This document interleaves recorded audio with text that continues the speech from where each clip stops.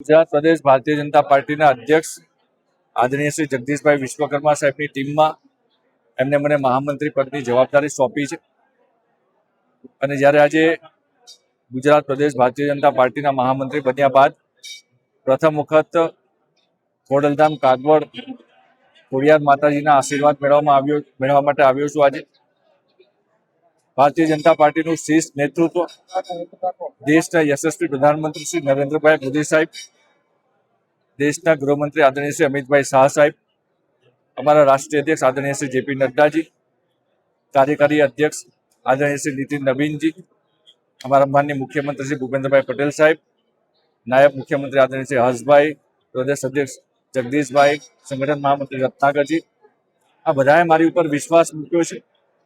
જ્યારે માતાજી પાસે આશીર્વાદ લેવા માટે આવ્યો છું કે આવનારા સમયમાં જે જવાબદારી સોંપી છે એ જવાબદારી ખૂબ સારી રીતે નિભાવી શકું। ભારતીય જનતા પાર્ટી જે અત્યારે મજબૂત છે એનાથી વધારે મજબૂત બનાવી શકીએ, નવા લોકોને ભારતીય જનતા પાર્ટી સુધી પહોંચાડીએ, એના કાર્યકર બનાવીએ। ભારતીય જનતા પાર્ટીની સરકાર ગુજરાત અને કેન્દ્રની અંદર છે ત્યારે સરકારના કામ અને એની યોજના લોકો સુધી પહોંચાડીએ એ પ્રકારના અમારા પ્રયત્ન છે।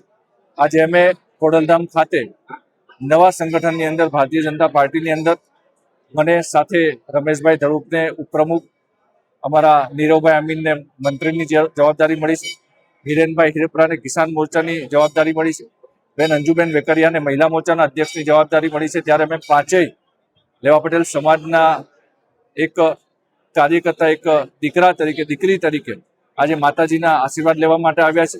સાથે નરેશભાઈને પણ મળીને એમને પણ અમને શુભેચ્છા આપી છે। ત્યારે સમાજનું તો જવાબદારી છે, સાથે સાથે સર્વ સમાજને સાથે લઈને આવનારા સમયમાં ભારતીય જનતા પાર્ટી વધારેમાં વધારે મજબૂત થાય, લોકોને સરકારનો લાભ પહોંચે એ પ્રકારના અમારા પ્રયત્નો રહેશે।